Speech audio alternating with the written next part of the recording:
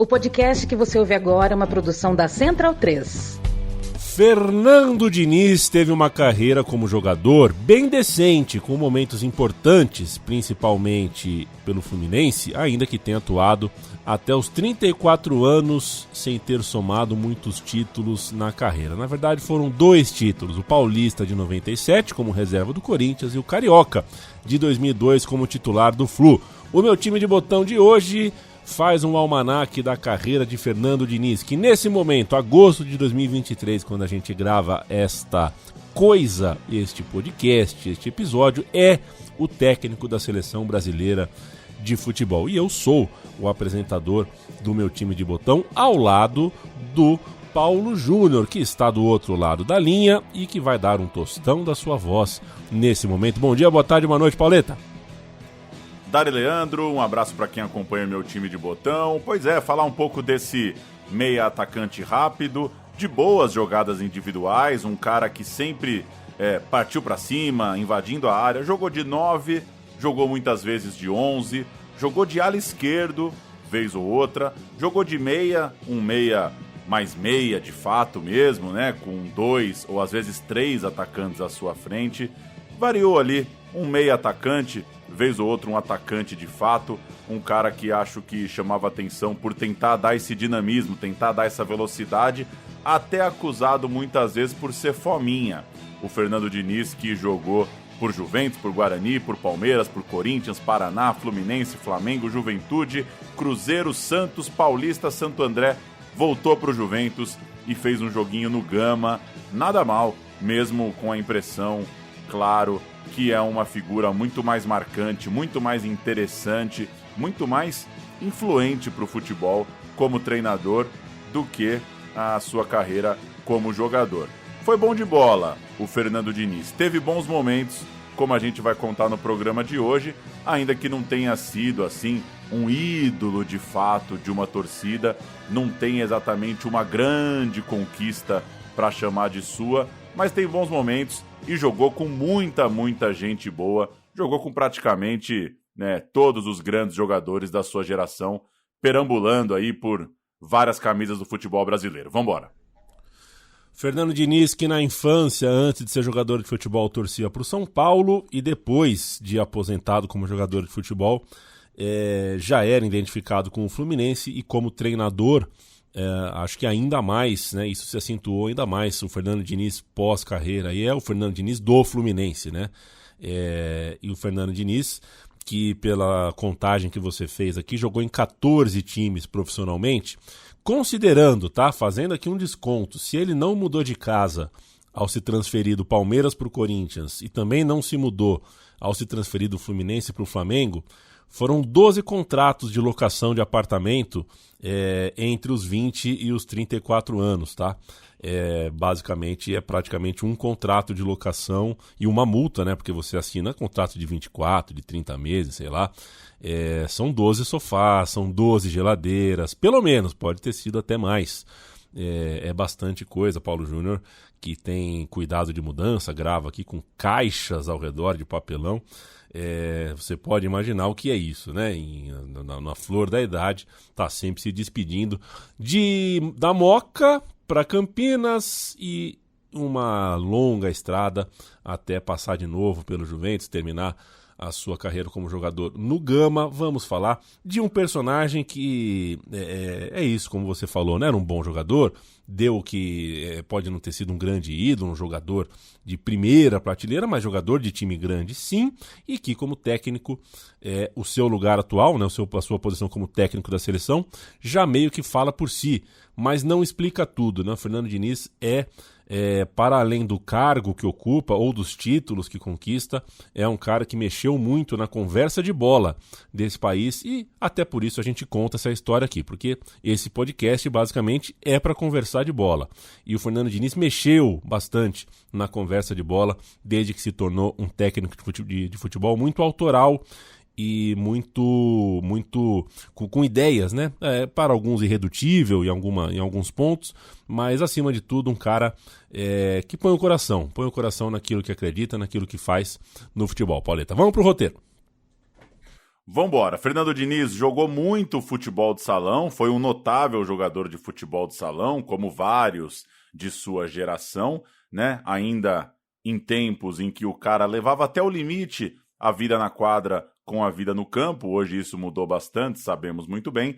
E ele se profissionalizou no Juventus da Moca, engrenou no time principal no Paulistão de 95, quando completou 21 anos. O Diniz é de 74. Ele foi titular em boa parte da campanha que começou ruim. O Juventus ficou na lanterna por um bom tempo, até arrancar num honesto 9º lugar numa tabela de 16 times. A Portuguesa liderou a chave, mas a final acabou sendo entre Corinthians e Palmeiras, final essa jogada lá em Ribeirão Preto. Buscando pelo nome de Fernando Diniz no acervo da Folha de São Paulo, a primeira ficha que pinta o nome de Fernando Diniz é na rodada 7, um empate por 0-0 diante do Novo Horizontino, uma Rua Javari às moscas, com só 340 pagantes. Vou cantar esse Juventus do Paulistão de 95. Gilmar, Anderson, Camilo, Dias e Bira.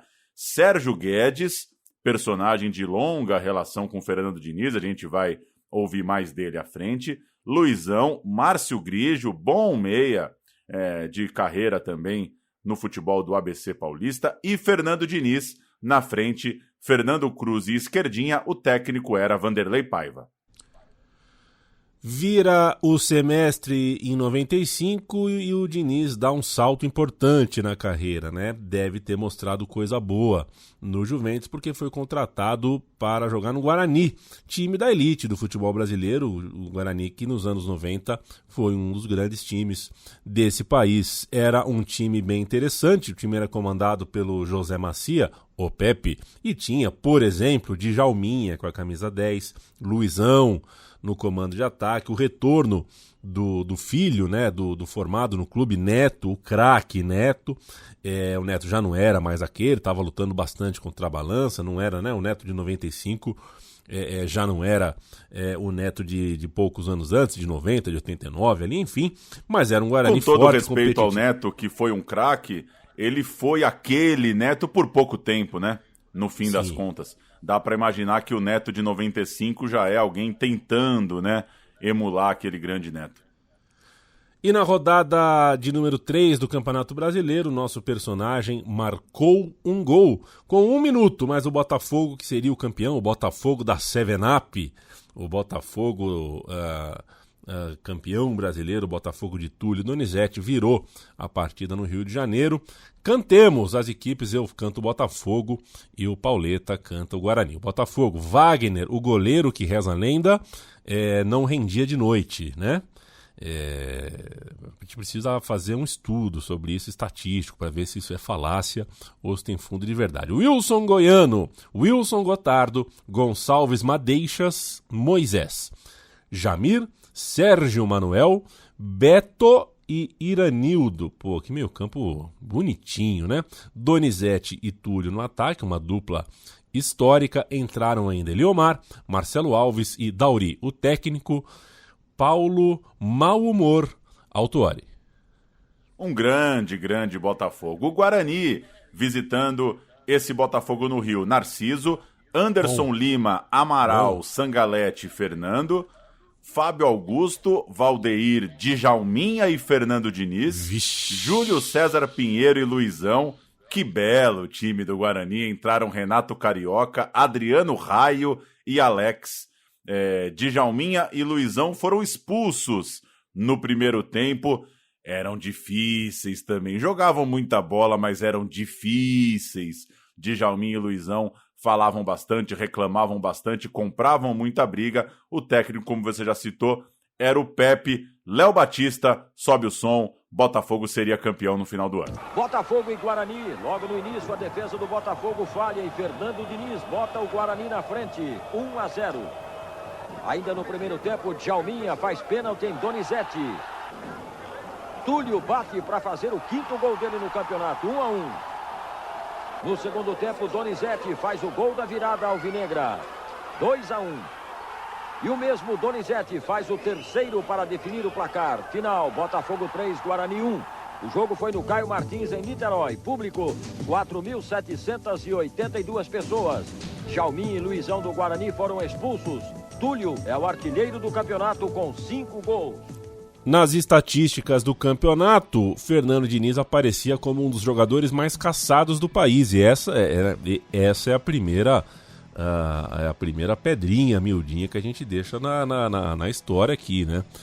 Duvido, a primeira trivia que a gente deixa, duvido que alguém apostaria nisso, naquele início de Brasileirão. A primeira aparição dele num cenário nacional maior, portanto, né, no campeonato de primeira prateleira, o Diniz recebeu 36 faltas em 5 jogos. Cara, é muita coisa, o que dá uma média de mais de 7 faltas sofridas por partida. Pode ser porque estava jogando muita bola, pode ser porque era fominha mesmo, como a gente disse no começo, que ele tinha essa fama ali dentro da bola, né? Você não solta a bola, você sofre a falta. Ele só não era o jogador que recebia mais faltas no futebol brasileiro porque havia no Vasco um tal de Pedrinho, que liderava o ranking naquela rodada. O Pedrinho fazia sua estreia e recebeu nada mais, nada menos que 9 faltas na sua primeira partida. Como foi um jogo só que ele jogou até então, a média ficou ali, né? Tomou 9 faltas num jogo, a média de 9 faltas por jogo. Pois é, o Diniz, depois desse gol contra o Botafogo, fez mais um gol contra o Bragantino, um empate por 3-3 no Brinco de Ouro da Princesa. Fez o terceiro dele no campeonato contra o São Paulo, já na segunda fase, uma ótima vitória do Guarani por 4-2. Mas o Bugre patinou, foi só o 19º colocado numa tabela de 24 times, longe da zona de classificação, ainda que tenha ficado à frente de, por exemplo, Vasco e Flamengo. Caíam só 2 times no Brasileiro de 95, naquele ano caíram Paysandu e União São João. União São João dos Danones Bliss, que já contamos aqui recentemente, que era, enfim, Paulo Júnior preferia os Danones, né? Eu preferi o Bliss. Foram várias as formações e posicionamentos do Fernando Diniz ao longo do campeonato. De fato, ele era um jogador versátil. Ele chegou a jogar com o Luizão como um segundo atacante, fazendo o Bebeto ali, né? Mas às vezes também jogava atrás de 2 atacantes com o Djalminha. Vale lembrar que aquele Guarani, né, era um grande time, não só os que a gente já citou, né, o Djalminha, o Luizão, o próprio Neto, mas também tinha o Amoroso, né? Então era um time que tinha jogadores que chegaram a figurar nas primeiras posições dos maiores salários do Brasil. Tinha aquele presidente Beto Zini, né, que não media esforços e fazia do Guarani um time que estava nas cabeças economicamente, mas nem sempre era muito responsável com as finanças do clube. Mas o Guarani, o fato é que estava sempre lá em cima, mostrava o bom nível do Fernando Diniz para a época, depunha muito a favor dele ser parte desse time, ser titular desse time, porque a concorrência era boa. Era um tempo em que o futebol era muito dividido, de fato, né? Ali pelo meio do ano, né? Metade do ano você vai jogar o estadual, metade do ano você vai jogar o brasileiro. E aí, terminado o ano, ele voltou para o Juventus para jogar o Paulistão de 96.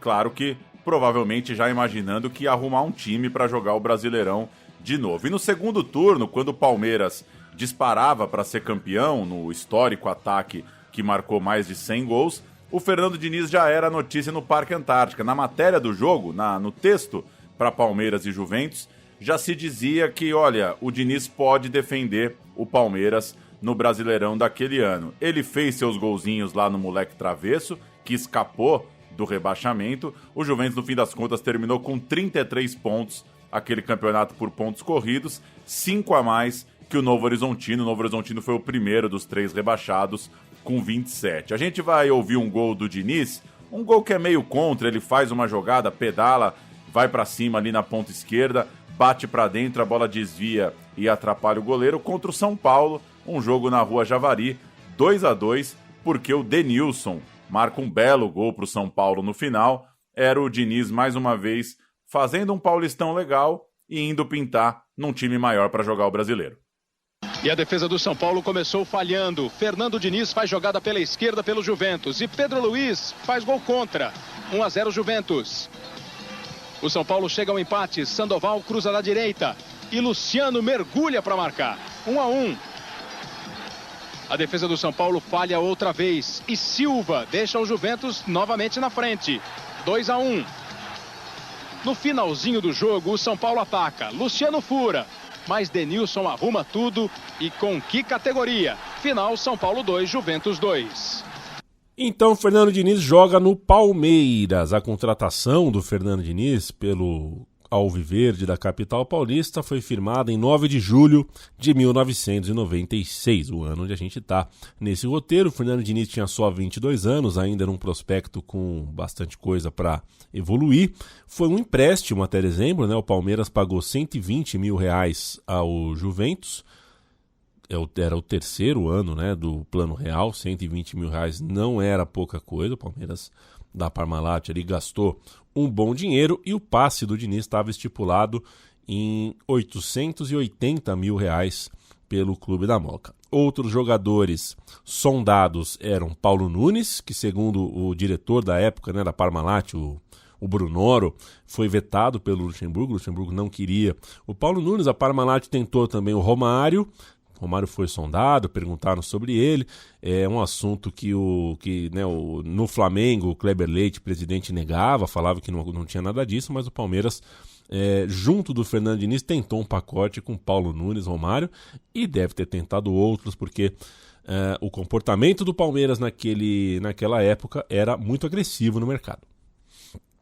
E a concorrência no novo clube, claro, era enorme. O Palmeiras não tinha mais Miller nem Rivaldo, destaques do primeiro semestre no Paulistão, mas mantinha Djalminha e Luizão, exatamente os ex-colegas do Fernando Diniz, ali no Guarani. Tinha também Fred Rincon, à época jogando ainda como um meia, então era um concorrente também para o Diniz, e tinha uma novidade, Viola, que chegava para jogar, era mais um cara na frente que, em tese, tinha um lugar na fila à frente do Fernando Diniz. Os reservas dessa turma também eram jogadores de valor, caras bons de bola, o Elivelton e o Leonardo, ou seja, não ia ser fácil para o Diniz ter muito espaço jogando no Palmeiras.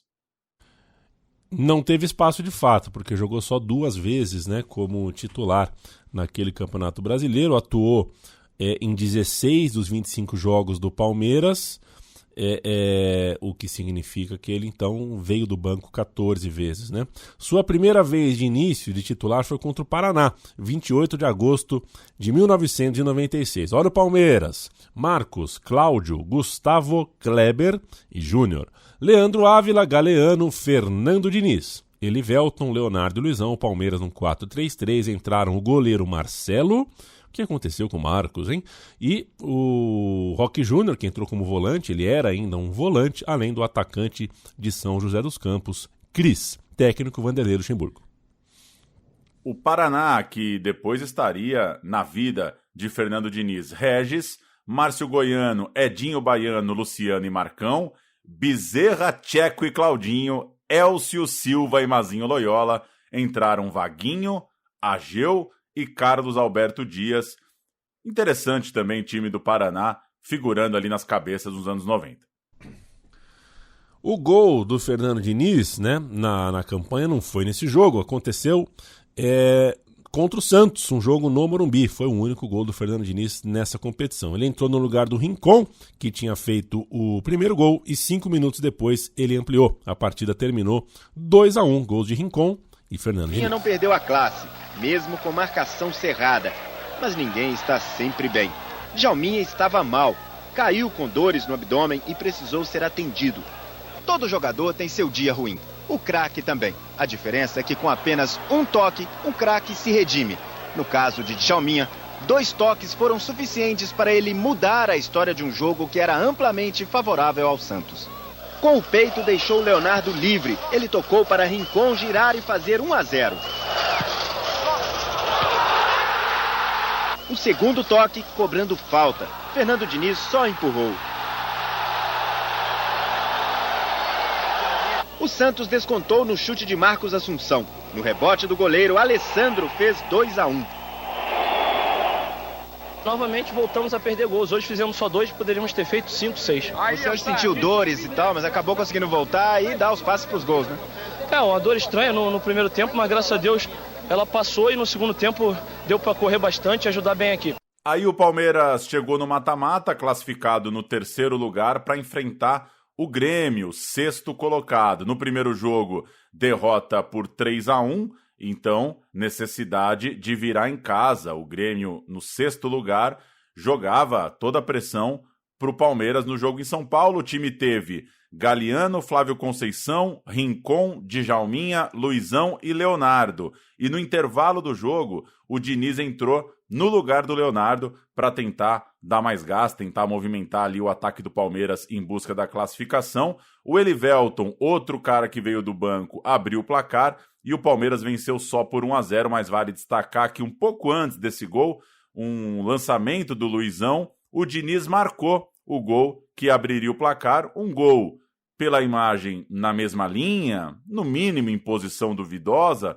talvez até correndo um pouco antes do zagueiro, mas que acabou invalidado por impedimento, uma jogada muito rápida, uma bola difícil, mas olha aí, podia ser o Diniz o autor do gol que, quem sabe, levaria o Palmeiras a um caminho de brigar pelo título brasileiro. O Palmeiras ganhou só por 1-0 e ficou pelo caminho, caiu para o Grêmio, que depois seria campeão contra a Portuguesa.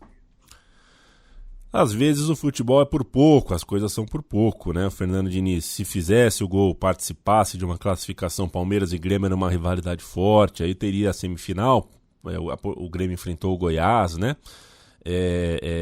O Fernando Diniz teria um prolongamento ali com a camisa do Palmeiras, como não aconteceu e o Palmeiras saiu prematuramente do campeonato, o mercado se movimentou mais cedo e veio para 1997 um novo momento e uma dessas raridades, né? Quer dizer, não é uma coisa tão rara assim, mas um jogador sair do Palmeiras para o Corinthians sempre é digno de nota, né? E foi o que aconteceu com o Fernando Diniz. O Corinthians investiu pesado na temporada 97, né? Tinha o Banco Excel por trás, o Excel econômico, né?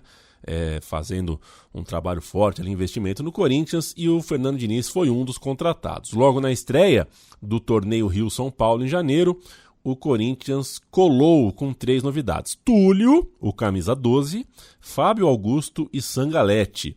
Na véspera dessa partida, dessa estreia no Rio-São Paulo, o Timão anunciou o Fernando Diniz e ainda tinha uma lista ousada de reforços que chegariam nos próximos dias. Paulo Nunes, Amoroso, Capitão, o lateral André, Roger, Dinho, Goiano, Doriva, Euler, Palinha, uma porção, né? Uma porção de gente, Arilson, Juninho Paulista, Paulo Rink, Osés, Rodrigo, José Roberto, Miller. Basicamente, todo mundo que era destaque do futebol brasileiro era desejo da parceria do Corinthians com o Banco Excel, né? O Corinthians não podia ver uma pessoa de chuteira fazendo algum estrago em algum lugar do mundo, seja no mercado nacional quanto no mercado internacional, que ia atrás. Pois é, curiosa essa lista, porque de fato é todo mundo que estava jogando bem, né? Você dizer que você quer o Miller, o Zé Roberto, o Amoroso, o Paulo Nunes, o Euler, o Palinha e o Juninho Paulista, você quer todo mundo. Você quer basicamente todo mundo. O Diniz teve um ano discreto, ele até jogou bastante, entrou 35 vezes em campo em 97, mas pouquíssimo como titular. O Corinthians foi campeão paulista vencendo o São Paulo. Aquele time do Corinthians jogava com Souza, Marcelinho Carioca, Mirandinho e Donizete, time comandado por Nelsinho Batista. E o próprio Túlio, o principal nome dessa nova fase, o cara que vestiu a camisa 12 numa ação de marketing do banco, não teve tanto espaço de se consolidar como titular. Ele fez incríveis 13 gols no campeonato, mesmo sem ser absoluto no time. Na prática, é um título para Fernando Diniz, ainda que tenha sido total coadjuvante. É o campeonato que termina com um quadrangular num empate por 1-1, Corinthians e São Paulo no Morumbi, gols de André de um lado, Fábio Aurélio do outro. Os dois caras jogando na lateral esquerda marcaram os gols no clássico. Diniz campeão como total coadjuvante do Corinthians. Outra vez André, agora Souza vai para dentro da área, boa devolução para o André cruzar.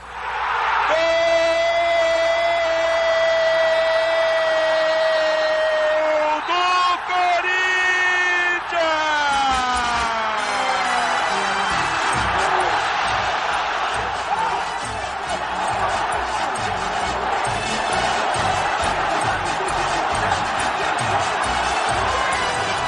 O toque de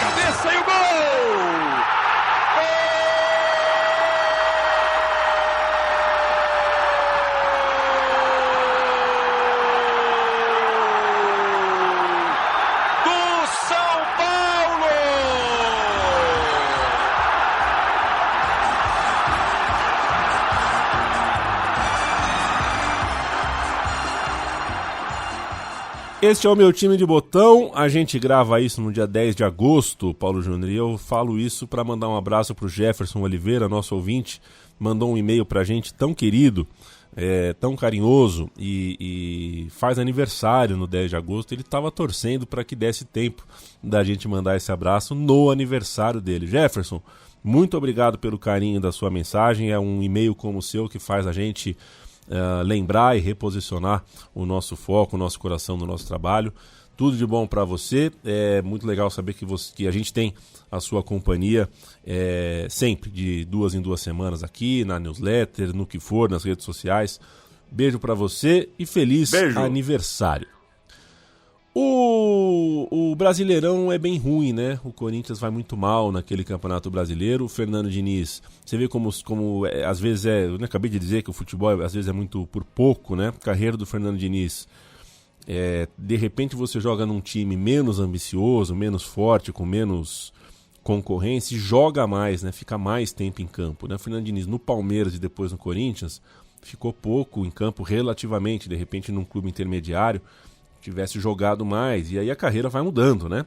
É tudo questão de escolha e nunca é ruim você jogar no Palmeiras e no Corinthians, embora tenha esse preço, você joga menos do que poderia. O Corinthians nesse campeonato termina só em 17º, 3 pontos acima da zona do rebaixamento, muito distante da área de classificação, inclusive com muita polêmica, né?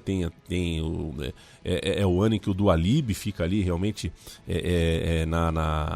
nas páginas jornalísticas até de corrupção, tudo mais. O Corinthians estava numa zona. Em 1998, o Fernando Diniz seguiu com pouco espaço, tentou mais uma vez, né? Passou as férias ali, não, vamos tentar de novo em 98, vamos tentar ganhar esse espaço. Não ganhou. Marcou o seu único gol com a camisa do Corinthians em 98 por competições, né? Sem contar amistoso. O Corinthians ganhou do Itabaiana pela Copa do Brasil, o jogo foi em Aracaju, o Corinthians ganhou por 3-0 e o Fernando Diniz marcou um dos gols. O Itabaiana é seu, Pauleta, claro. Pela primeira vez no meu time de botão, completando, né, essa lacuna, nunca tinha cantado esse Itabaiana de 98. Crécio, Vilcemar, depois Newton, Fabiano, César e Ademir. Esse meio de campo é sacanagem. Quilo, Alex, Cal e Esquerdinha. Entrou o Dinho no lugar do Cal e entrou Pera no lugar do Esquerdinha. Na frente, Jamaica e Robson, técnico Sir Nazareno Silva. O Itabaiana recebeu o Corinthians e não conseguiu se segurar para o jogo de volta. O Corinthians com Maurício, ex-Novo Horizontino, Fábio Augusto, Alexandre Lopes, Cris e Rodrigo, Romeu, Marcelinho Carioca, Rincon e Marcelinho Paulista, depois Souza, Mirandinha corre e Reinaldo, depois Fernando Diniz. O Fernando Diniz entra no lugar então do ex-atleticano Reinaldo. Técnico Vanderlei Luxemburgo da Silva, o gol de Fernando Diniz a gente ouve agora. Jogo, né? Estamos ganhando o jogo, tá produzindo para ganhar o jogo. Lá vai, olha no lance.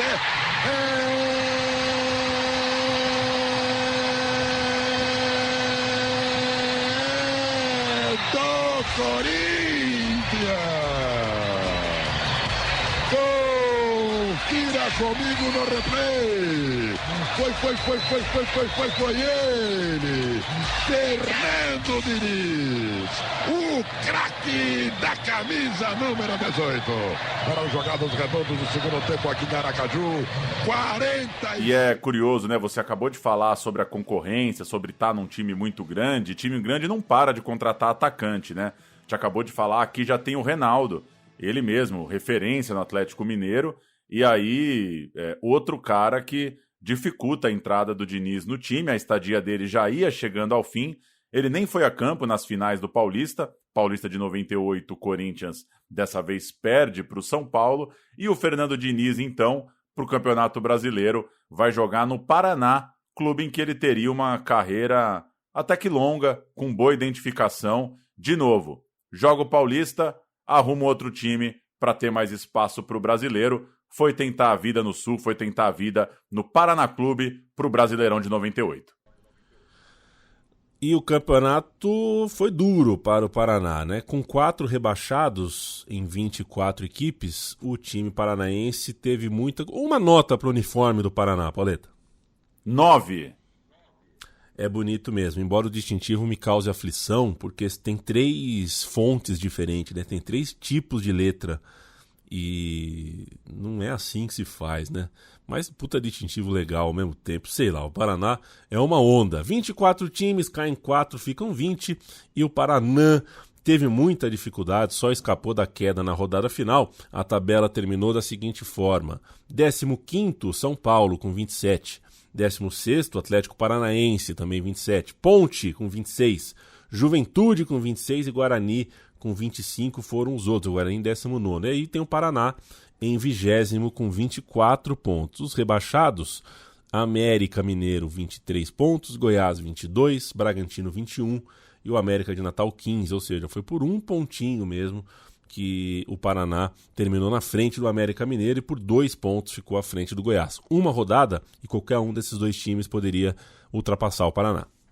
Pois é, rodada final muito, muito quente. O Paraná, que tinha 21 pontos, venceu o Flamengo e por isso escapou, foi a 24. E olha que o Flamengo ainda tentava a classificação, o Flamengo terminou no 11º lugar. Era um jogo que valia para ambos, não é que o Flamengo já estava desencanado, não. O América Mineiro, que foi rebaixado, só empatou com o Palmeiras porque o Oséias marcou pelo Palmeiras um gol salvador aos 42 minutos do segundo tempo. Se o América mantém a vitória, escapa e derruba o time do Diniz. O Goiás, que também caiu, empatou com o Vasco. É outro que tinha chance de sobreviver. Ou seja, o Paraná 24, América 23, Goiás 22, tanto a América quanto o Goiás empataram seus jogos, deram chance para o Paraná conseguir disparar ali, disparar não, né? Ter um ponto na frente, disparar nessa briguinha muito particular, ponto a ponto. Até o Bragantino, que também só empatou com o Vitória, se ele tivesse ganhado, ele podia, ali secando o Paraná, ter escapado. Ou seja, dos 3 que caíram, todos eles, de alguma forma, sonhavam em terminar na frente do Paraná, mas não conseguiram fazer a sua parte. Vamos cantar as escalações desse Paraná e Flamengo, que deu tudo certo para o time paranaense. O Paraná de Marcelo, Wilson Elcio, Milton Duó e Edmilson, Fernando, Gabriel Silveira, Emerson e Cairo, depois Lúcio Flávio, jogando muito bem. No ataque, Fernando Diniz e Ari Nelson, depois Luciano Viana, o técnico Márcio Araújo, outro parceiraço de Fernando Diniz, estava de auxiliar do Diniz há pouco tempo, um desses caras que por muitos e muitos anos a gente viu o nome sempre ligado ao do Diniz, trabalhando junto, sendo parceiro, sendo amigo, e o pós-carreira mostrou que eles tinham essa parceria profissional de fato. Flamengo, que naquele ano vendeu ingresso a R$1, prometeu devolver ingresso para a torcida. Era um Flamengo daqueles, né? Aquele Flamengo bagunçadíssimo. Klemer, Fábio Baiano, Juan, Ricardo Rocha e Léo Inácio. Jorginho Araújo, Marcos Assumpção, William Feijó e Beto. Caio Ribeiro de Cossô e Romário de Souza Faria. Entraram Pimentel, Rodrigo Fabre e Marcelo Santos, o técnico Evaristo de Macedo. O Romário perdeu um pênalti, o Flamengo vacilou, o Paraná sobreviveu com mais sorte do que juízo. O Diniz, segundo os relatos, fez uma boa partida, jogou bem. Cantam gol dele no primeiro lance, mas acaba que a bola já tinha entrado. O gol não é dele por uma nesguinha ali, né? De repente na Paralax, né, Paulo Júnior, que a gente foi apresentado há pouco, a Paralax, né? Na Paralax o gol foi do Diniz. Vamos ver. Levantamento para a área, perigo, Kleber era o gol! Gol!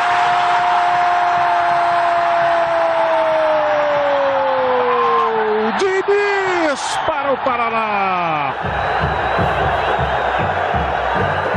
Ari Nelson cabeceia, a bola entra. Fernando Diniz ainda toca. Paraná 1-0.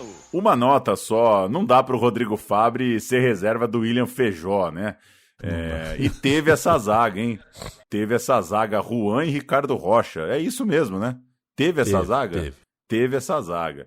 Que loucura, que loucura. Caio Ribeiro e Romário e o Flamengo só precisando ganhar do Paraná para seguir, não conseguiu, e o Romário perdeu um penal. Em 1999, o Fernando Diniz seguiu no Paraná Clube e o Paraná chegou à final do campeonato estadual. O time tinha vantagem na decisão de jogar por 3 empates, era uma final de 3 jogos contra o Curitiba e os jogos marcados para Couto Pereira, Vila Olímpica e Pinheirão.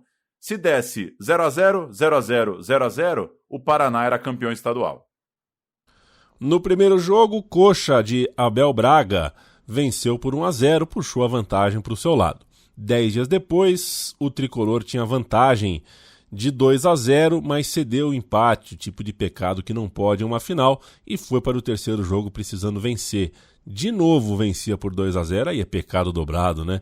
E de novo cedeu o empate para o Curitiba aos 32 do segundo tempo. O Curitiba foi para o empate e foi para o título, foi para as cabeças do Paraná do Fernando Diniz, perdeu essa. Vamos cantar as escalações. O Paraná jogou com Regis, Wilson, depois Emerson, Adilson, Milton do O.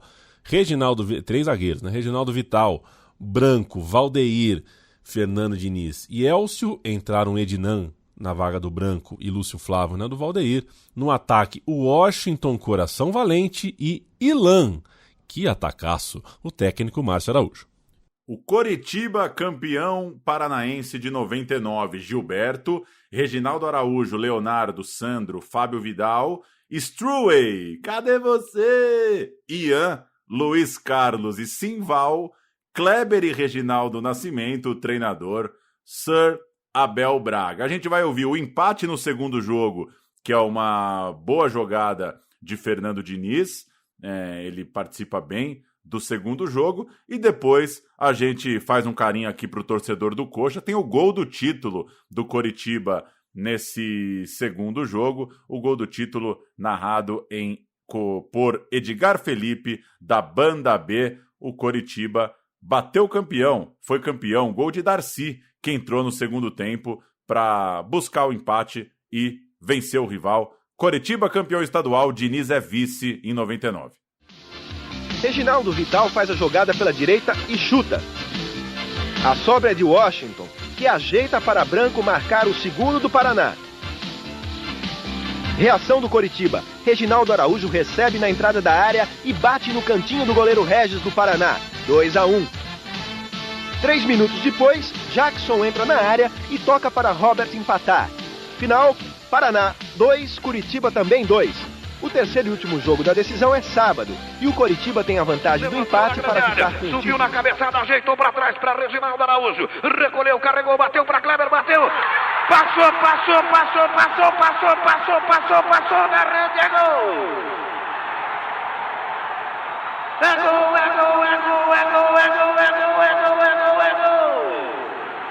Gol!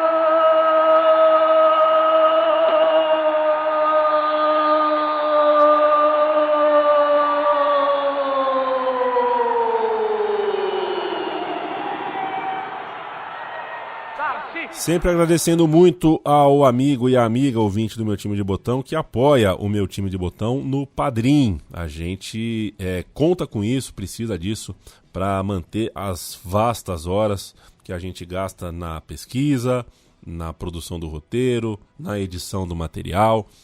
O meu time de botão leva um tempo considerável, desde a concepção da ideia até a pesquisa para ver se dá pé e até colocar no ar, colocar na rua o bloco e depois divulgar para todo mundo, fazer chegar no maior número de pessoas possível. Então a gente agradece de coração a quem conhece a nossa história, sabe que a gente está há uma década com o meu time de botão na rua, nunca tínhamos pedido isso até então, mas em 2023 pedimos e continuamos pedindo porque é o que dá, é o que a gente precisa, a gente realmente precisa financiar este podcast. No Brasileiro de 1999, dessa vez o Paraná não escapou do rebaixamento, se teve mais sorte que juiz em 98, faltou a sorte e não veio o juiz. O critério para o rebaixamento era o morfético promédio. Uma média de resultado, não sei quem... Acho que sabe de quem é essa ideia, o Paulo Júnior? De Samidana. Eu acho que foi ele que teve a ideia do promédio. Não é possível, cara. Não é possível, promédio, cara. Era uma média de resultado, se ele junta tudo. E um absurdo. E como o Paraná já tinha brigado para não cair em 1998, obviamente a média, né, já começou com a média baixa, já começou o campeonato correndo aquele risco. E no fim, terminou em 17º lugar de 22 clubes, não cairia se não tivesse o promédio, mas caiu por causa do promédio, caiu porque pagou a conta do ano anterior, mesmo com todo aquele rolo, né?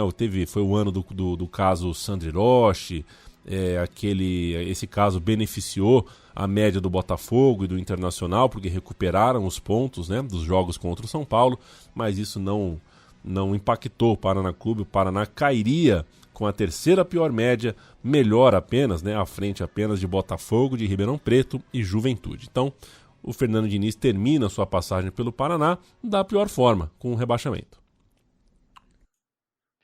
Pois é, o Diniz ainda fica pro Paranaense de 2000, mas com o time rebaixado ele já começa, claro, já é de se esperar que ele vai arrumar um time para seguir jogando na elite do Campeonato Brasileiro, e ele vai parar no Fluminense, desbravando aí pela primeira vez o futebol carioca, onde ele trabalha duplamente hoje, né? Onde ele dá expediente no Fluminense e na CBF.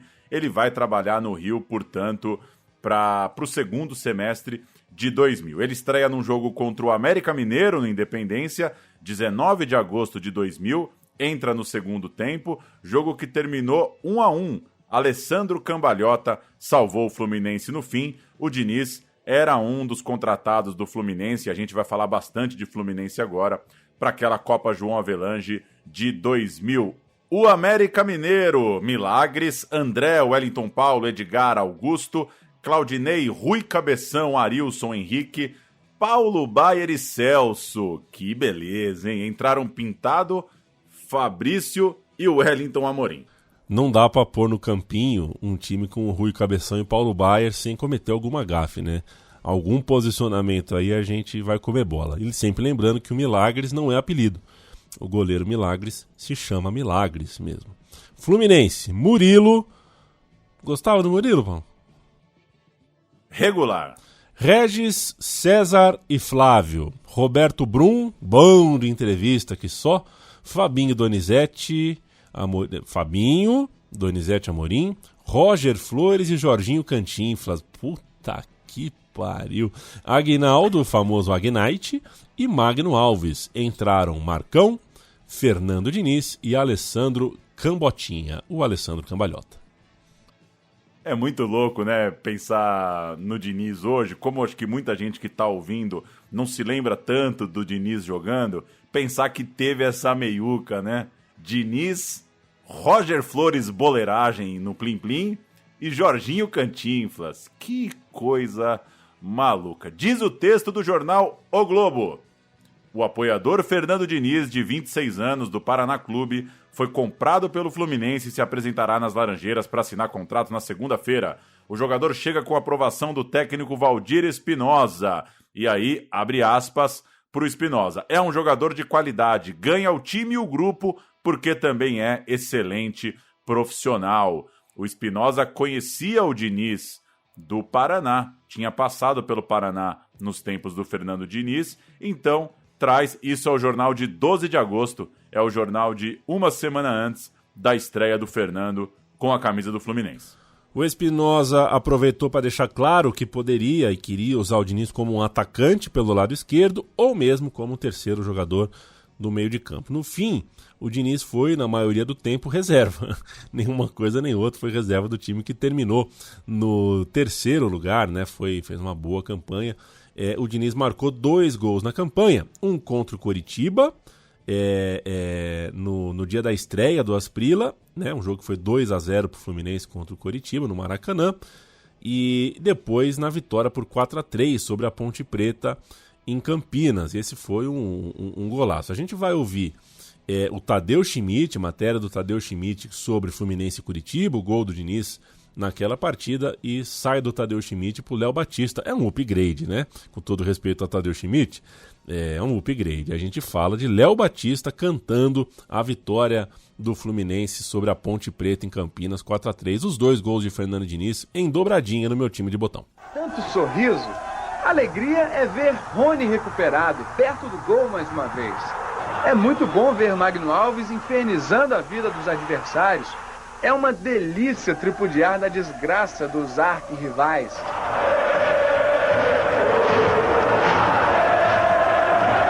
Bonito é ver o drible de Jorginho, que quase vira gol.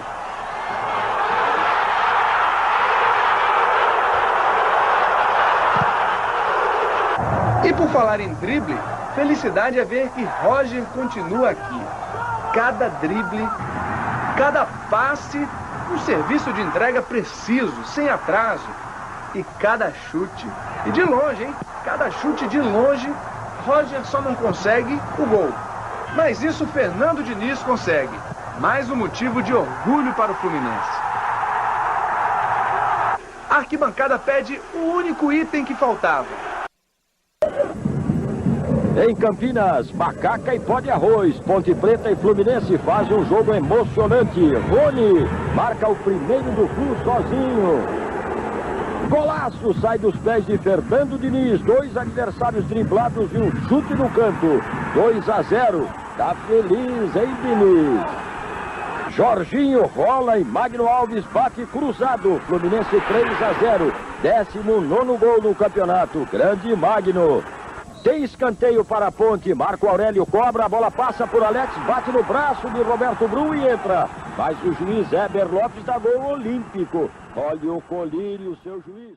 Então o Fluminense passa no 3º lugar na Copa João Avelange, vai cruzar com os times das divisões intermediárias e cruza com uma tal Associação Desportiva São Caetano. Um time que chega ali, até então isso nunca tinha acontecido dessa maneira. Pô, os times que vêm da Série B, da Série C, dos módulos, sei lá o quê, vêm para só fazer figuração, né? Mas aí, o primeiro jogo em São Paulo é um jogaço, é um surpreendente 3-3. O Fluminense chegou a abrir 2-0, tomou a virada no primeiro tempo. Olha que loucura, imagina um time que não figura na elite virar um 2-0 para 3-2 num primeiro tempo de mata-mata.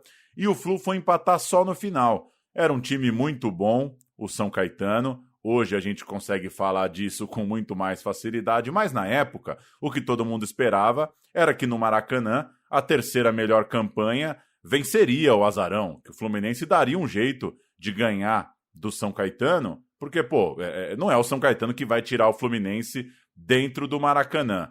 Vamos cantar antes de ouvir o que aconteceu? Fluminense, Murilo, Paulo César, Regis, César e Jorge Luiz. Marcão, Fabinho, Roger e Jorginho, Rony e Magno Alves. Entraram Fernando Diniz, Aguinaldo e Asprila. Olha o banco que tinha para tentar mexer o jogo. O Roger saiu puto da vida no intervalo, foi embora, já não estava num clima legal, ele saiu com uma camisa do Benfica na capa de um jornal português, estava num clima de ir embora. Não era muito fácil o Roger na sua juventude como jogador de futebol, e no fim das contas esse é um dos assuntos do jogo também, o Fluminense não conseguindo reagir contra o São Caetano e o Roger de biquinho ali criando um clima dentro do clube. O São Caetano jogou com Silvio Luiz, Japinha, Daniel, Serginho e César, Claudecir, Wagner, Adãozinho e Esquerdinha, Ailton e Ademar. Entraram Nelsinho, Marcão, Izinho, Antônio, Bandeiras. A gente vai de ambiente depois do gol, é isso, Pauleta? A gente vai com a reportagem do jogo, que todo mundo vai se lembrar agora ouvindo, aquela bombaça de Ademar solta um pombo do meio da rua do Maracanã, e aí você me perguntou o que eu achava do Murilo, né? Eu acho que esse gol responde o que eu acho do Murilo. É uma bombaça do Ademar, mas tomou, não se toma num jogo desse tamanho, um gol dessa distância.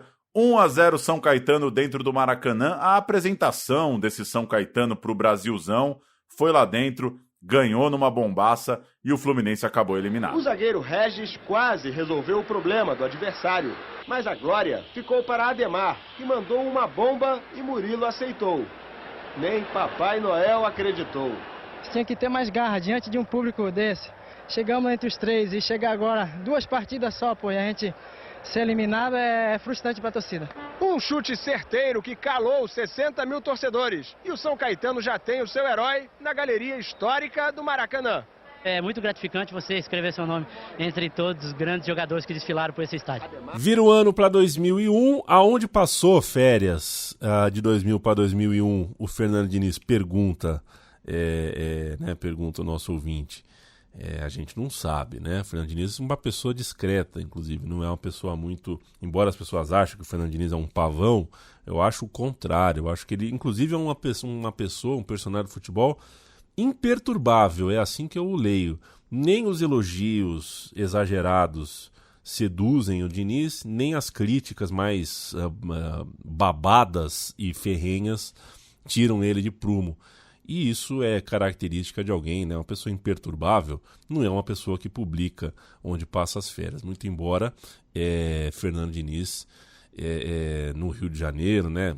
Aparentemente gostou do Rio de Janeiro porque continuou por lá depois e hoje como técnico mora naquele lugar. Virou ano para 2001, a notícia da pré-temporada é a seguinte, 2 pontos. Espinosa traça os 10 mandamentos para o Flu na temporada. Meteu o JC, o Espinosa. 10 mandamentos, são eles, listados pelo Globo. Assimilar as variações táticas, o Diniz gostou disso. Jogar um futebol solidário, o Diniz gostou disso. Fazer de Asprila um referencial ofensivo, o Diniz não gostou disso. Formar um forte bloqueio defensivo com César, Regis, Marcão e Fabinho, para dar liberdade a Thiago Silva no apoio. Tocar a bola com velocidade, ter um jogador constantemente na área adversária, priorizar o condicionamento físico da equipe para que o técnico, né, o nível técnico do time se sobressaia e promover a integração entre dirigentes e jogadores. Valdir Espinosa numa cascataça de janeiro. O Flu fez um jogo treino contra o Friburguense. Janeirão, testando o time. Jogou com Murilo, César, Regis, Thiago Silva, Marcão, Fabinho, Fernando Diniz, Jorginho, 3 na frente. Asprila, Aguinaldo e Rony. Começava a temporada e o ano começava com um torneio Rio-São Paulo. O Fluminense vai bem no começo do Rio-São Paulo de 2001, arranca invicto rumo às semifinais. Quando pega o São Paulo, começa o mata-mata no Morumbi, perde por 1-0 no Morumbi, mas mantém a esperança, por que não, de avançar, de vencer o tricolor paulista no Maracanã. E o Fluminense vai assim para o jogo, para a primeira decisão dessa temporada de 2001. Murilo, Flávio César Regis e Thiago Silva, Marcão, Fabinho, Jorginho Cantinflas e Fernando Diniz. Rony e Aguinaldo entraram. Aguinaldo Liz, o zagueiro, Valbson e Marco Brito. O técnico é ele, Espinosa. Fazer, né, como a gente está falando do Fluminense, só para de repente alguém mais jovem aí, né? O Thiago Silva escalado nesse Fluminense não é o Thiago Silva das 3 Copas do Mundo, né? Não é o Thiago Silva que foi formado no Fluminense e jogou pela seleção por 200 anos. Esse é outro Thiago Silva. E o Marco Brito, que entra, não é o cantor, é um outro Marco Brito, né? Não é o Marco Brito artista da música, Titãs e tudo mais, é outro. São Paulo, Rogério, que é o Ceni, né? O Rogério Ceni, que depois se firmou, né? Já estava ali, se firmou como um atleta do São Paulo, ali como goleiro, passou um tempo razoável como goleiro do São Paulo. Reginaldo, Wilson e Rogério Pinheiro, 3 zagueiros. Belete, Fabiano Genro, Alexandre, Carlos Miguel e Gustavo Neri. Difícil, hein? Mediano no máximo esse meio campo. Renatinho e França. Renatinho, que era o baixinho que tinha estourado na Copinha São Paulo. Entraram Jean, Fábio Simplício e o ex-Paraná Ilan, o técnico Oswaldo Vadão Alvarez. Marco Brito abriu o placar, França empatou, aí o Brito fez mais um e o São Paulo passou nos pênaltis, porque ganhou a ida, perdeu o segundo jogo, mas passou nos pênaltis. O Françoaldo Senna de Souza errou a primeira cobrança, o Rony errou o quinto, né? Errou o match point E aí, nas famosas alternadas, que está na hora da gente achar um outro termo para isso, o César perdeu para o Fluminense, o Wilson para o São Paulo e o Jorginho também perdeu, Jorginho Cantinflas para o Fluminense. No cômputo geral, 7-6 para o tricolor paulista no Maracanã, com Rogério Ceni brilhando. Vamos ouvir o Rogério Ceni brilhando, por que não? Defende! A torcida do Fluminense conta com o Murilo. O Wilson bateu o pênalti, Murilo mantém o Fluminense na briga. Mas a ordem é a mesma ordem inicial? Não necessariamente, não precisa ser não. Olha, o árbitro Edilson Pereira de Carvalho está conversando ali com o assistente, dizendo o seguinte, tem que ficar todo mundo ali para trás. 6-6, Jorginho batendo mais um pênalti para o Fluminense e mais uma defesa do Rogério. Rogério Ceni defende mais uma, valendo uma vaga na final. Ilan contra Murilo, gol! O São Paulo é finalista do Rio São Paulo 2001. Você falou 3 Copas do Mundo, mas são 4 Copas do Mundo, né? Do Thiago Silva com TH. Esse Thiago Silva é o Thiago Silva sem TH, né? Thiago. Thiago é ótimo, né? O Thiago, né? T-I-A-G-O, aquele canhoto, né? Jogou no Palmeiras pouco antes, depois tentou a vida na Bulgária, se não me engano. Campeonato Carioca e nova derrota nos pênaltis. Agora a final da Taça Guanabara, o Fluminense perdeu para o Flamengo. O Diniz jogou meio de ala.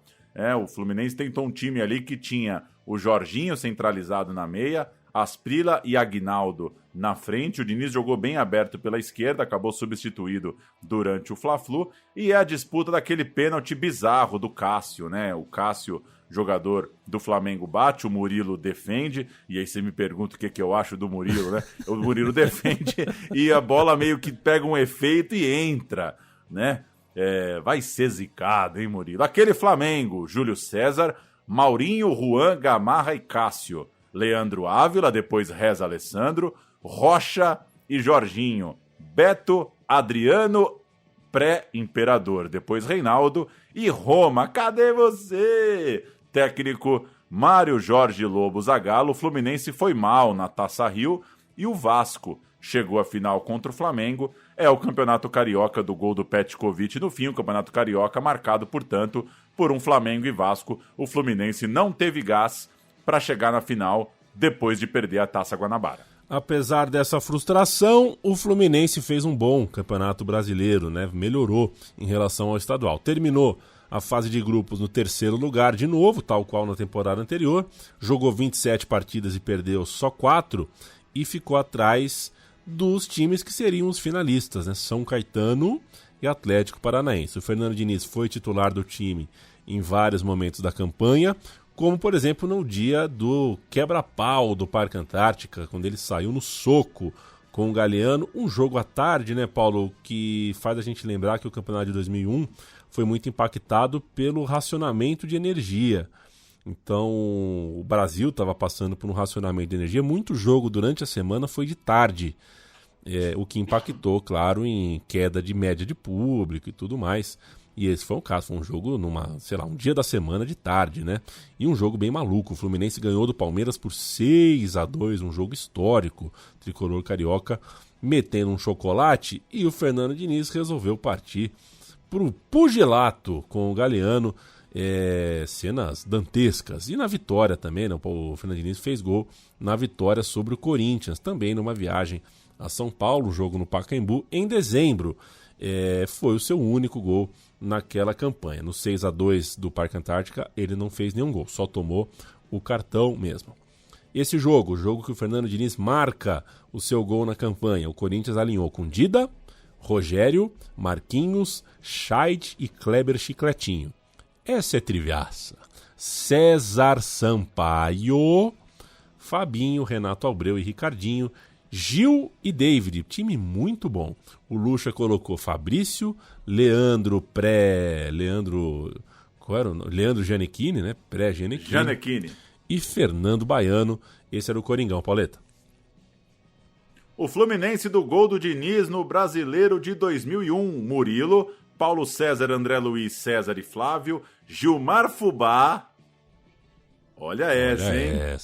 Gilmar Fubá, Fabinho, tinha um Fabinho de volante de um lado, um Fabinho de volante do outro, Roger e Fernando Diniz, Caio e Alex Terra entraram Júlio César, Rony e Magno Alves. O técnico já era outro grande parceiro de Fernando Diniz em sua carreira, Oswaldo de Oliveira. Falamos do Márcio Araújo lá atrás, Oswaldo é outro que gostou demais de trabalhar com o Fernando Diniz. A gente ouve a briga com o Galiano no Parque Antártica, a gente ouve o gol contra o Corinthians também aqui em São Paulo, e eu registro, né, mandando um abraço para Fernando Henrique Cardoso, que o racionamento de energia não só causou jogos vespertinos, como fez com que meu primo Dudu ficasse 17 dias sem tomar banho, porque, segundo a tabela do Jornal Nacional, 15 minutos de chuveiro davam o mesmo que 6 horas de videogame.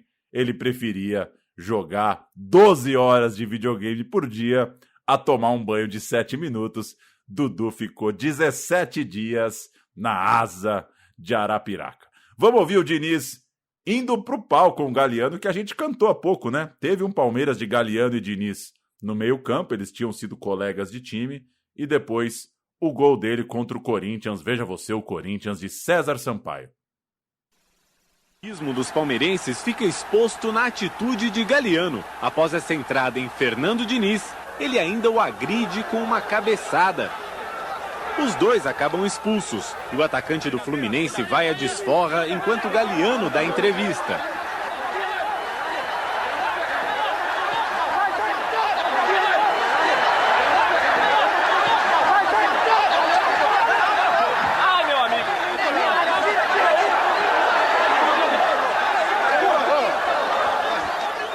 Receber a cabeçada e ainda ser expulso sem fazer nada, você acaba ficando um pouquinho destemperado também. Eu errei, ele errou também. Apesar da violência geral, nenhum outro jogador recebe cartão vermelho. Oswaldo de Oliveira classificou o Fluminense, mas o passado nem ele nem a torcida corintiana esquece. No primeiro tempo, o destaque é o goleiro Murilo. Ele está bem colocado nas duas grandes chances desperdiçadas por David. Gil ganha a cabeçada. Ricardinho fica com a sobra, avança e devolve o presente para Gil. Corinthians 1-0. Luxemburgo passa primeiro e segundo tempo sem sair do banco. E por pouco não comemora o segundo gol no toque de Renato. Oswaldo se preocupa com o relógio. Por pouco tempo, Caio deixa Fernando Diniz livre para empatar. Nos acréscimos, Rony se esforça. Cruza para Alex marcar o gol da virada. O Fluminense enfrenta nas quartas de final. Veio o mata-mata, o Fluminense, lembrando, passou em terceiro, pegou o sexto, pegou a Ponte Preta. Num grande jogo, né, um jogo decidido na prorrogação. O Caio abriu o placar para o Fluminense, o Caio Ribeiro, o Caioba. O Humberto empatou o jogo para a Ponte Preta, o jogo foi para a prorrogação. O Magno Alves, então, fez 2-1, o Macedo anotou 2-2, e o jogo, né, e o mesmo Magno Alves acabou, o cara fez 2 gols na prorrogação, foi o herói. No fim da partida, o Fluminense eliminava.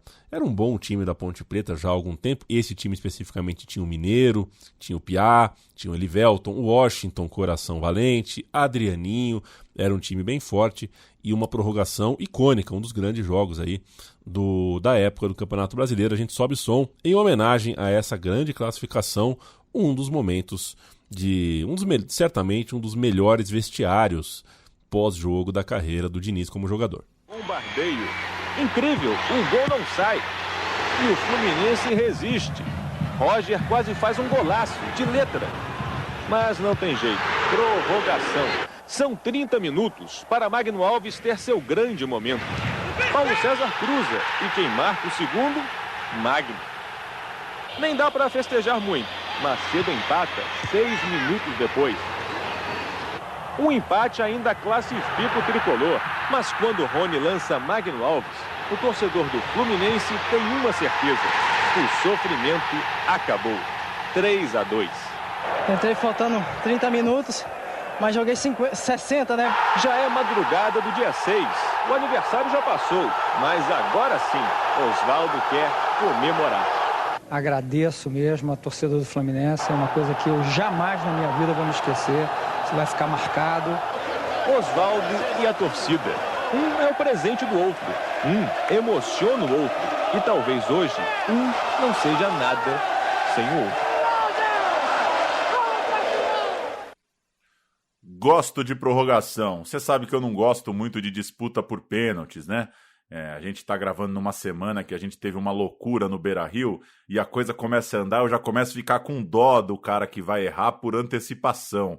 É um negócio que me gera uma agonia, né? O cara ir pra última cobrança já com aquele famoso cu na mão, me dá um negócio. Eu gosto de prorrogação, viu? Eu sei que desgasta, sei que os caras já jogam muito, eu entendo que talvez não tá dando tempo, não tá cabendo prorrogação, mas eu gosto, eu prefiro o jogo terminado no jogo. A campanha do Fluminense, depois desse ótimo 3-2, parou no campeão, parou num triplete do Alex Mineiro na Arena da Baixada, centroavante ensaboado na água do capeta naquela reta final de título.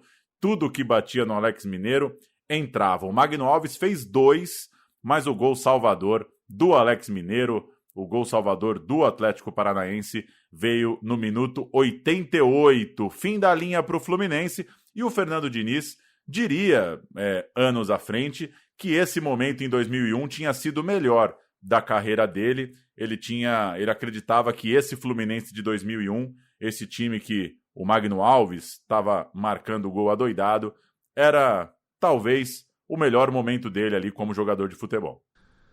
A notícia do Fluminense ali, né, fim de temporada 2001, era clara. Se ganha do Atlético Paranaense e garante vaga na Libertadores, a ideia era contratar o Romário. O baixinho não veio, né, pelo menos naquele momento, ele veio depois, e as novidades para o início de 92 eram Bismarck, depois de 8 anos na gringa, e bota gringa nisso porque o cara estava lá no Japão, não tem como você estar mais gringa do que isso, e também Paulo Isidoro. O time começava o Rio-São Paulo mais ou menos do mesmo jeito, com Diniz, com Roger, Caio, Magno Alves e essas novas aquisições, né, que não mexiam demais na estrutura do time. O torneio, com 16 times naquele ano, é muito bom, né? E no fim o Fluminense não se deu bem, mas nenhum carioca se deu bem. 4 paulistas foram às semifinais. O Fluminense ficou um pontinho só atrás da vaga, né? Ficou atrás do Corinthians, do Palmeiras, do São Paulo e do São Caetano. Chupou o dedo, não participou do mata-mata. E por conta do Rio-São Paulo inchado, os estaduais foram desprestigiados nessa temporada, né? Os grandes acabaram dando importância só na reta final. Esse Rio-São Paulo grandão pegou naquele ano e se deu espaço para o americano no Rio de Janeiro fazer uma grande campanha, mas o Fluminense foi o grande que se meteu para chegar na final em 2 jogos contra o time de Campos, venceu o primeiro por 2-0 e no dia seguinte o roupeiro Chimbica, trabalhava nas Laranjeiras há muito tempo, há 36 anos, morreu num infarto fulminante. Então teve essa comoção, era a chance do Fluminense ganhar um título para o seu funcionário, era a chance do Fluminense também ser campeão no ano do seu centenário, Fluminense de 1902, e era uma chance, não era o grande objetivo da temporada, longe disso, mas você tem a chance de ser campeão estadual contra o americano, você não pode vacilar. Fluminense foi para cima para confirmar a taça no jogo de volta. Vamos para a escalação do americano. Brás, Marcelo, Marcelão e Laerte. Entrou o Camilo no lugar do Marcelão. É brincadeira, né? Felipe. Marcelo e Marcelão na zaga. Quem você acha que chega mais duro? Pois é, né? Ou quem chega... Pode ser que o Marcelão já estava no time, sei lá, né? Felipe, Wellington, Reginaldo, Pelica, depois Andrezinho e o Ederson, que é nome de ala esquerdo mesmo enxuriçado, Luciano Viana, depois Marco Túlio, que não é aquele do Jota Quest, e o Washington, que não é o Coração Valente, já 2 vezes citado aqui, o técnico gaúcho, que também não é aquele. Esse é o americano.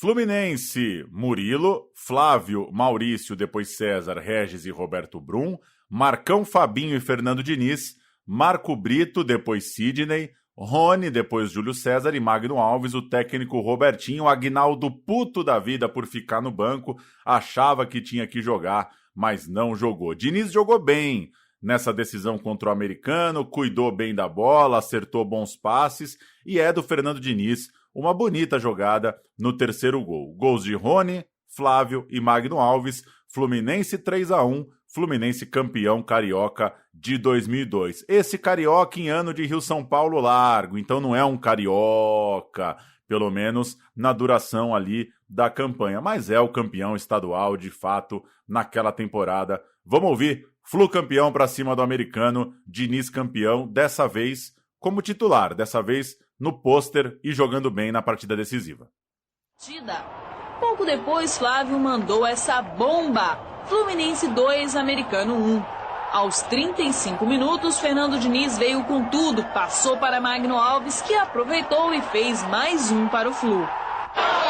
Fim da partida, Americano 1, Fluminense 3.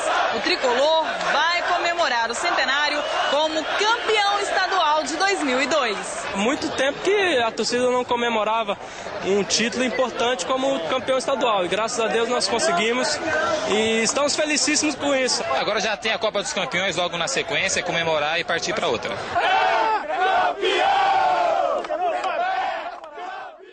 Veio o Brasileirão e nosso personagem se machucou na reta final daquela competição. Aquele Fluminense, agora sim com o Romário, né, ele atrasou uma Libertadores para chegar, né? Chegaria em janeiro com Libertadores. Sem Libertadores ele veio para o Brasileirão. O Fluminense passou em sétimo e aí no mata-mata teve a chance de se vingar do São Caetano, né? Passou para a semifinal e naquela semifinal caiu para o Corinthians nas semifinais do Brasileirão. Teve o gol do Baixinho, né? O jogo de ida no Maracanã, 1-0, a dancinha do Romário ali e tal. Só que o jogo de volta, um puta jogo de futebol. O Corinthians fez 3-2 no Morumbi e tirou o Fluminense de Fernando Diniz. Na virada para 2003, o debate era se o Romário seguiria ou não nas Laranjeiras. Não sei se foi antes ou depois do como é que chama aquela... Estapeamento, né? Teve um torcedor lá que levou galinha no CT das Laranjeiras, o Romário pulou alambrado. Que puta loucura foi aquilo. O Renato Gaúcho, técnico, também contava. Você sabia que essa cena me chocou? Porque eu era um adolescente, né? Eu achava que adultos não davam mais tapa. Eu achava que tapa era coisa de criança. Eu falei, achei que o Romário ia dar um soco no cara, mas deu um tapa. Eu pensava que adulto batia de mão fechada. Naquele dia eu falei, tapa é foda, porque tapa humilha o cara, né, também. Levou um tapa do Romário, né? Sei lá, não sei. Eu não sou uma pessoa briguenta, eu não tenho um grande histórico de tapas nem de socos. Mas eu me lembro de ter me chamado muita atenção, de pensar por que o Romário foi pro tapa. Enfim, foi um belo tapa, né? Foi um belo tapa de todo jeito. Foi um belo tapa. O Renato Gaúcho era o técnico, contava com a volta do Fernando Diniz, que estava voltando daquela lesão, né, do mata-mata do ano anterior, lesão no joelho, inclusive. E ele tinha ótima relação, né? O Diniz e o Baixinho, o Romário, tinham ótima relação. Eram sempre vistos conversando, trocando ideia, afinando ali o entrosamento. O Fernando Diniz torcia muito pro Romário seguir no time. No fim das contas, o Diniz não reencontrou, né, depois da lesão, ele não reencontrou, não voltou muito bem para o Fluminense. O Romário também foi embora logo, topou um convite do futebol do Catar, foi ganhar uma moeda por lá logo no mês de março, depois do Carnaval, porque também não dá para ir para o Catar antes do Carnaval, né, Romário? E o Fluminense perdeu a final do Campeonato Carioca. Naquela ocasião, a final foi contra o Vasco do Antônio Lopes. O Fernando Diniz deixaria o time com apenas um título, né? O estadual contra o Americano no ano anterior, que a gente já citou. Pauleta, vamos de escalação da despedida dessa final carioca, Fluminense e Vasco? O Fluminense, Kleber, Jean Carlos, César, Zé Carlos, Jadilson, Marcão, Djair. O Fernando Diniz entra no lugar do Djair no segundo tempo. Carlos Alberto, Alex Oliveira, Ademilson e Fábio Bala. O técnico, como já citamos, Renato Gaúcho. O Fluminense é vice com esse time. O time do Vasco jogou com Fábio, Russo, Alex, Wellington Paulo, Edinho, Henrique, depois Rogério Corrêa, Bruno Lazzaroni, Léo Lima, depois Rodrigo Souto, Marcelinho, Carioca, Souza, Caveirão e Marques, depois Cadu, técnico El Delegado Antônio Lopes. Veio o mês de abril de 2003, pontos corridos, outra organização do calendário, e o Diniz virou a casaca. Fluminense e Flamengo armaram uma troca entre o Diniz, que ganhava 60 mil por mês, e o Lopes, que ganhava 40 mil por mês.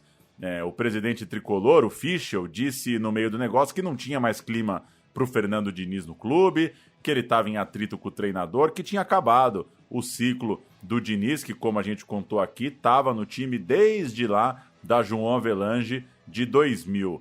Também havia uma intenção de enxugar a folha. Uma das ideias do Fluminense era trazer o Edmundo, e o Diniz ganhava 60 paus por mês, era considerado um salário alto para o que ele estava entregando. O Diniz, então, virava jogador do Flamengo para aquele novo Brasileirão de 2003. E ele estreou numa goleada por 4-1 exatamente sobre o Fluminense. Aquele Flamengo da estreia de Diniz: Júlio César, Luciano Baiano, André Bahia, Fernando e Atirson, depois Cássio, Fabinho, André Gomes, Felipe e Fábio Baiano, depois Fernando Diniz, Zé Carlos, depois Andrezinho e Fernando Baiano. O técnico que recebeu o Fernando Diniz do Flamengo foi Nelsinho Batista. A nota do jornal O Globo para Fernando Diniz foi 5, com o complemento. Entrou com vontade de fazer um gol no seu ex-clube, mas mais errou do que acertou. Tem a justificativa da falta de ritmo de jogo, fecha aspas para o jornal.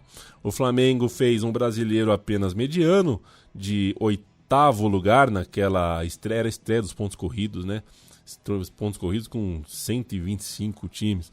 Terminou 7 pontos atrás do 5º colocado, o Coritiba, que foi a Libertadores. Era um bom Coritiba, qualquer dia aqui, no meu time de botão. Diniz fez um golzinho só nessa campanha.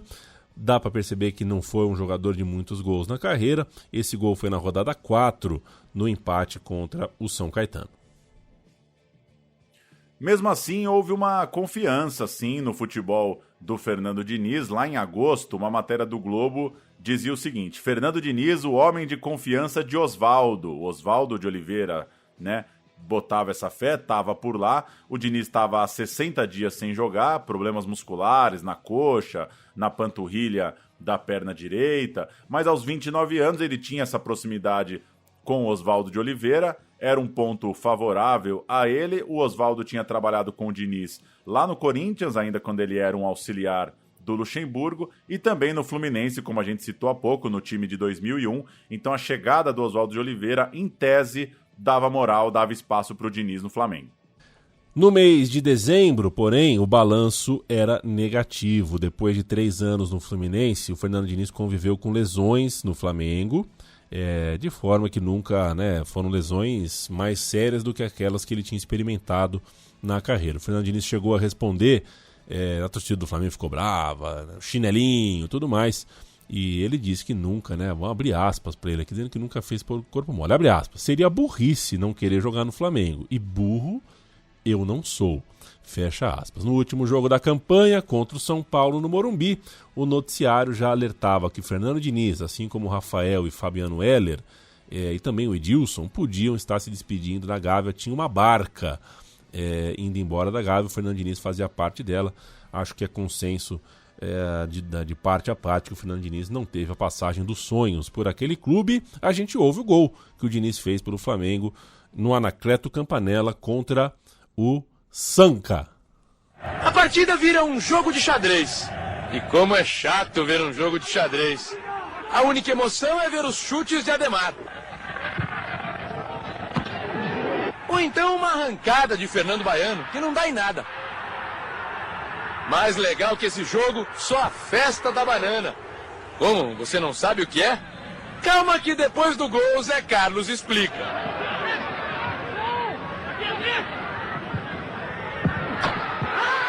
A plantação de banana lá no norte de Minas, que é Jaíba, é muito grande, então colocou como festa da banana. Tem festa da abóbora e tem várias festas, então lá é da banana. Fernando Diniz, que não é nenhum banana, empatou o jogo na base da esperteza. O jogador deles teve infelicidade no domínio, eu aproveitei e consegui fazer o gol. O Flamengo reclamou deste lance. Foi pênalti, porque eu ia ganhar a jogada e ele deixou a perna, mas o juiz não deu. Ele jogou a bola na frente e se chocou contra mim, o juiz estava perto e por isso não deu. O joelho do jogador do São Caetano é que toca e dá o toque, mas ele já vinha desequilibrado. Não foi pênalti. 1-1. Empate com gosto de banana verde para as duas equipes. Porque num campeonato por pontos corridos é proibido.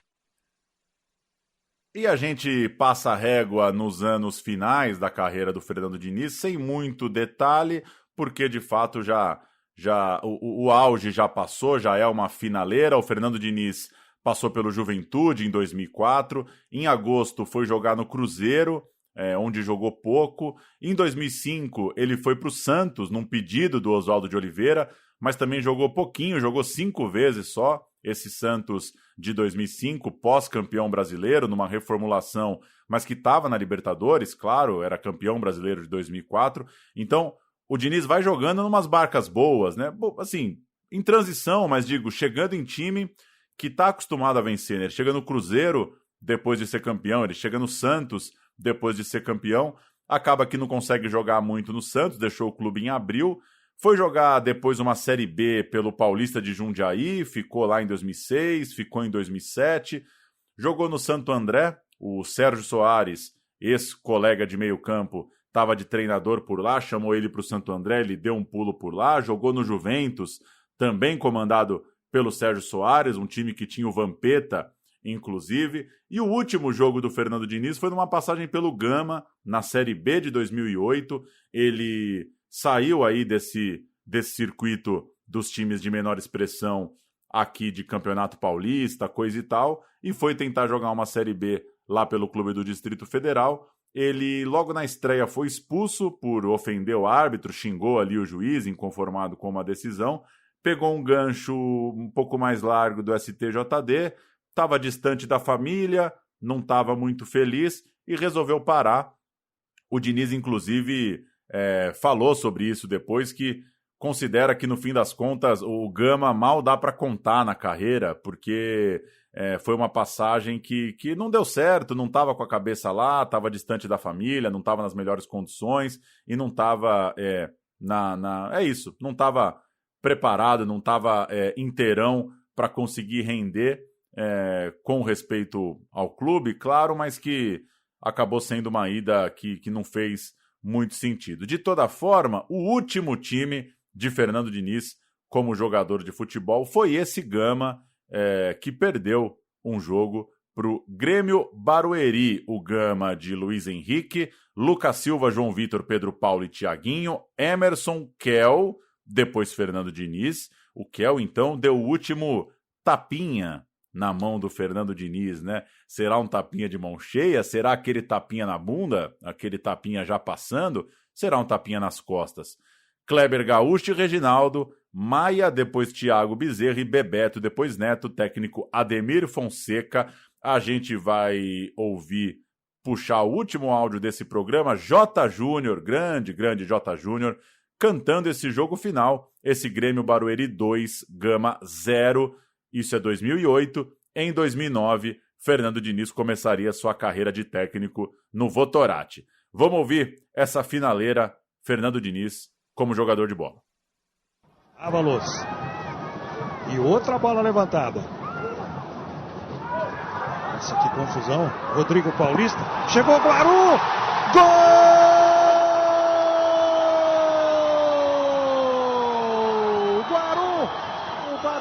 Faz 1-0 no Gama. Olha o Pimentel. Conseguiu levantar. Opa! Gol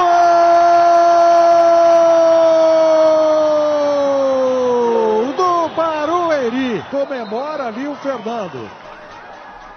Em 2009, Fernando Diniz começa a carreira como técnico do Votorati e eu acredito que qualquer técnico que estuda, né, e como ele estuda muito, técnicos são instruídos a... O técnico tem que ter uma postura, né, tem que ter uma assertividade para fazer a tal da gestão de pessoas. E você perguntou, né, qual foi o tipo de cumprimento que o Kel deu para o Fernando Diniz. Eu duvido que haja técnico de futebol de mão mole, né? Técnico de futebol tem que ter mão dura. Não existe cumprimentar as pessoas. Você, meu amigo, minha amiga, não cumprimente as pessoas com mão mole. Quer apertar a mão das pessoas? Aperta a mão das pessoas. Uma coisa que não suporto é gente que me cumprimenta com a mão mole. Seja firme no aperto de mão. O Fernando Diniz parece ser o caso. O Fernando Diniz, para mim, um personagem que está no lugar certinho. O Fernando Diniz, um cara que já falou algumas vezes, a gente contou toda essa história dele como jogador, né, Paulo? E já ouviu mais de uma vez ele falar, enquanto treinador, que não era feliz, que não foi um jogador realizado, que não se realizou, que o sonho dele de infantil, que quase todo mundo tem, de jogar futebol e tudo mais, não se concretizou de uma maneira, né, de maneira nem próxima daquele sonho idílico que ele tinha. Ele se diz mais feliz como treinador e, por não ter sido muito feliz como jogador, ele tenta passar felicidade, tenta fazer com que os jogadores sintam mais prazer como atletas profissionais de futebol do que ele mesmo teve. Isso não é pouca coisa dentro de um futebol com arbitragens, torcidas, crônica e também atletas militarizados, embrutecidos, virilizados e um futebol cada vez mais duro nesse país. Ouvir o Fernando Diniz, para mim, é sempre um prazer. Ver os seus times jogar, evoluírem, depois tendo umas boas ou más fases, isso é uma coisa, mas a gente conseguir ver uma cara, conseguir ver que aquilo que o Fernando Diniz tem de discurso se aplica de alguma forma na maneira como ele tenta colocar o futebol treinado na semana nos jogos de domingo, me agrada. O Fernando Diniz é um personagem que eu gosto muito. Tô com você, tô curioso para ver o Fernando Diniz na seleção brasileira, gosto de ver o Fluminense jogar e acho que, apesar de toda a verve do debate, como você já citou, muito ressentimento, né? Muita gente também projetando um pouco a sua bronca do dia a dia para com vitórias e derrotas do futebol, acho que é um chacoalhão muito bem-vindo para o futebol brasileiro. Registro que a página do Wikipedia confere ao Fernando Diniz o título paulista de 96 pelo Palmeiras, não é campeão pelo Palmeiras, como a gente citou, ele vem para o Brasileiro, e confere também o título mineiro do Cruzeiro de 2004, também não é, ele vem para o Cruzeiro no Brasileiro. Então, não aceitem imitações. Tem uns errinhos às vezes, né? Faz parte, a história do futebol, por incrível que pareça, ainda é um pouco bagunçada e um jogador como o Fernando Diniz, que não foi um jogador top, às vezes a gente tem desencontro de informação mesmo, né? Troca de clube, quando chega, quando sai, pegou esse campeonato, não pegou. A gente tentou dar esse resumo aqui de 1 hora e pouco, tentando cobrir mais ou menos tudo que de mais importante aconteceu na carreira dele. Valeu demais! Valeu!